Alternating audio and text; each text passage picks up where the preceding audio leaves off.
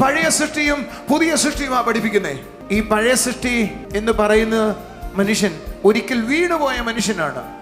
പക്ഷെ വീണുപോയതിനേക്കാൾ മുമ്പ് അവനെ വിളിച്ചിരുന്നത് ആദ്യത്തെ ആദാം എന്നായിരുന്നു. ഇവന്റെ പ്രത്യേകത അറിയോ? ആദ്യത്തെ ആദാമിന്റെ വീണു പോകുന്നതിനേക്കാൾ മുമ്പ് അവൻ പറഞ്ഞത് ഈ ഭൂമിയിൽ നടക്കത്തുള്ളായിരുന്നു. പക്ഷികളോട്, മൃഗങ്ങളോട്, ഈ പ്രകൃതിയോട് എന്താണോ ആദാം പറയുന്നത് അതേ സംഭവിക്കത്തുള്ളായിരുന്നു. അവൻ സകലത്തിന്റെ മേലും വാഴാൻ വിളിക്കപ്പെട്ടവനായിരുന്നു. പക്ഷെ താൻ വീണു. ദൈവം പറഞ്ഞു, ഇനി ഞാൻ സൃഷ്ടിക്കുന്ന സൃഷ്ടി വീഴരുത്. ഇത് സ്നേഹസ്വരൂപനായ പുത്രന്റെ രൂപത്തിലേക്ക് ഞാനൊരു പുതിയ സൃഷ്ടിയെ കൊണ്ടുവരികയാണ്. New creation.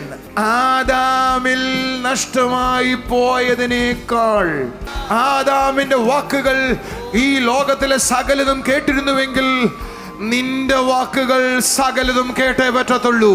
അതുകൊണ്ടാണ് യേശു പറഞ്ഞത്, ഹൃദയത്തിൽ സംശയിക്കാതെ ഞാൻ പറയുന്നത് സംഭവിക്കുമെന്ന് വിശ്വസിച്ചുകൊണ്ട് ഈ അത്തിയോട് കടലിൽ പോയി പതിക്കുക എന്ന് പറഞ്ഞാൽ, ഈ മലയോട് കടലിൽ പോയി പതിക്കുക എന്ന് പറഞ്ഞാൽ അത് അങ്ങനെ സംഭവിക്കും. നിനക്ക് ഒന്നും അസാധ്യമായിരിക്കുകയില്ല.